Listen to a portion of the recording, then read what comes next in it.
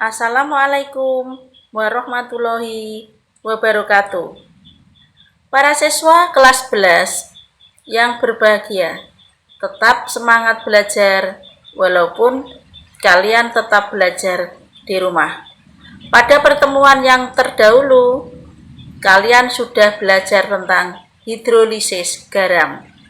Bagaimana pengertian hidrolisis, persamaan hidrolisis, sudah kalian ketahui semuanya.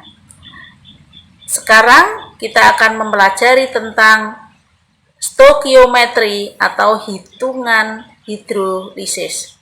Silakan kalian simak penjelasan saya berikut ini.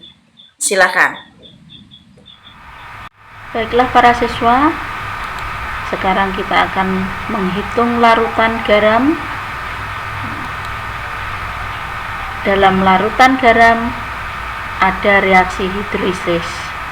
Nah, tetapan kesetimbangan dari reaksi hidrolisis disebut tetapan hidrolisis dan dinyatakan dengan lambang KH.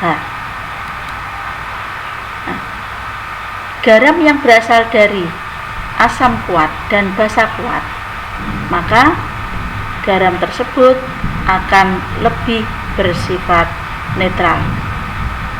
Maka garam yang berasal dari asam kuat dengan basa kuat itu tidak terhidrolisis. Yang berikutnya, garam yang berasal dari basa kuat dan asam lemah. Jelas bahwa kita sudah mengetahui bahwa garam ini akan terhidrolisis parsial atau sebagian. Yang terhidrolisis adalah anionnya, yaitu adalah asam lemahnya. Nah, perhatikan reaksinya.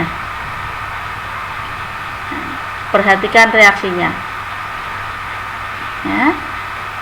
A minus, nah, ini berasal dari asam lemah yang mempunyai muatan minus, ya. Kemudian terhidrolisis menjadi asam lemah, ya, dan OH minus.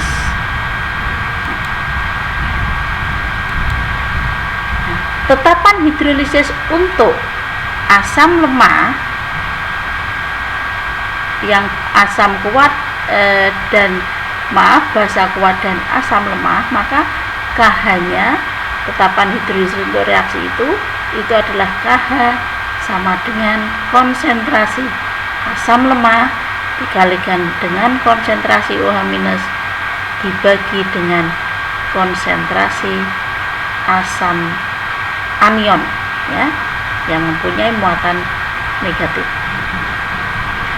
Nah, jadi konsentrasi ion OH minus sama dengan konsentrasi asam lemah, sedangkan konsentrasi kesetimbangan ion A minus dianggap sama dengan konsentrasi ion A minus yang berasal dari garam, atau jumlah ion A minus yang terhidrolisis dapat diabaikan. Jika konsentrasi ion A minus itu dimisalkan M, maka untuk KH sama dengan konsentrasi OH minus kuadrat, karena tadi disamakan, per M, sehingga diperoleh konsentrasi OH minus sama dengan akar KH kali M. Selanjutnya, nilai tetapan hidrolisis KH dapat dikaitkan dengan tetapan ionisasi asam, ya, atau Ka, ya. Dalam hal ini CH3COOH sebagai asam lemahnya, dan tetapan kesetimbangan air atau Kw.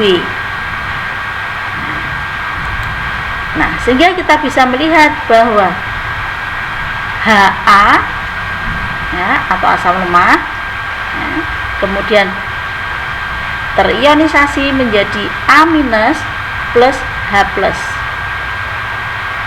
Jika K sama dengan tetapan kesetimbangannya sama dengan Ka, Terus kemudian reaksi hidrolisisnya A minus ya, terhidrolisis menjadi Ha asam lemah plus OH minus.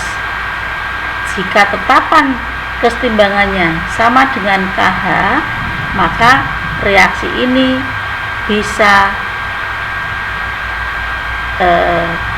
dicoret, kemudian tinggal H2O liquid, kemudian terionisasi menjadi H plus dan OH minus.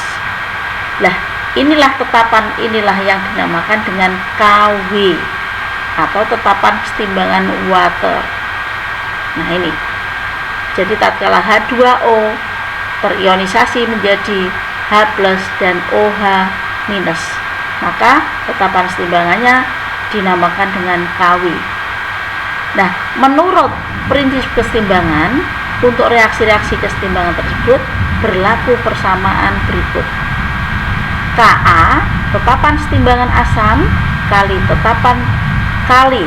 tetapan kesetimbangan hidrolisis sama dengan KW.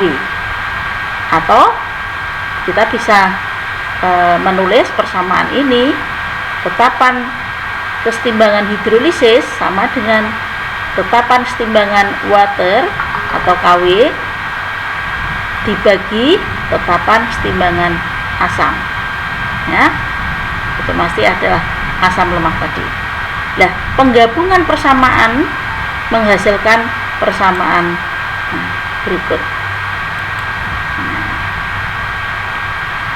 Jadi untuk KW itu adalah tetapan kesetimbangan air, sedangkan Ka itu adalah tetapan kesetimbangan asam lemah, sedangkan M itu adalah konsentrasi anion yang terhidrolisis dalam mol per liter, sehingga OH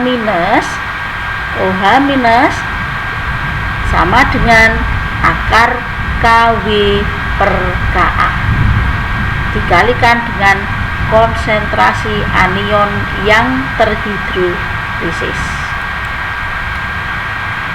Kemudian para siswa, yang ketiga, garam yang berasal dari asam kuat dan basa lemah. Sama halnya dengan penurunan rumus untuk garam yang berasal dari asam lemah dan basa kuat, untuk garam dari asam kuat dan basa lemah dapat diturunkan rumus-rumus sebagai berikut. Perhatikan. Berarti karena garam itu berasal dari asam kuat dan basa lemah, maka kita mencarinya adalah H plus. Ya, sama dengan halnya dengan asam kuat, asam lemah dan basa kuat tadi, yang kita cari adalah OH minus. Nah, sedangkan jika asam kuat dan basa lemah, yang kita cari adalah H plus. Rumusnya adalah sama, yaitu akar KW per KB, jadi kebalikan dari rumus ini, ya, dikalikan dengan M, itu adalah konsentrasi anion yang terhidrolisis, ya, atau molaritas molaritas kation atau komponen garam yang mengalami hidrolisis, ya. Jadi kalau pada asam kuat dengan basa lemah, maka yang terhidrolisis adalah kationnya, ya, bukan anionnya. Baiklah para siswa, yang keempat adalah garam yang berasal dari asam lemah dan basa lemah. Kalian sudah tentu tahu bahwa garam yang berasal dari asam lemah dan basa lemah akan mengalami hidrolisis total, sehingga kation dan anionnya mengalami hidrolisis. pH larutan tersebut hanya tepat dapat ditentukan melalui pengukuran. Sedangkan melalui perkiraan dengan rumus, maka sebagai berikut, bahwa konsentrasi H+ sama dengan akar KW kali KA per KB. Dan KH, K hidrolisis, sama dengan KW per KA kali KB.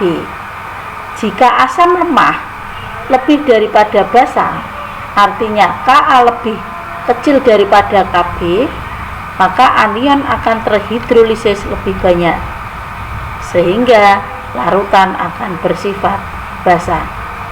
Sedangkan jika basa lebih lemah daripada asam, artinya KB lebih kecil daripada KA, maka kation yang terhidrolisis akan lebih banyak, sedangkan larutan akan bersifat asam. Nah, jika asam sama dengan basa sehingga Ka sama dengan Kb, maka larutan akan bersifat netral. Demikianlah para siswa, kalian sudah mengikuti pembelajaran saya. Mudah-mudahan bermanfaat dan kalian bisa mengerjakan latihan-latihan soal yang berkaitan dengan hidrolisis atau stoikiometri hidrolisis. Tetap semangat belajar, mudah-mudahan kita selalu diberi kekuatan oleh Allah Subhanahu wa Ta'ala. Salam sehat dan stay at home.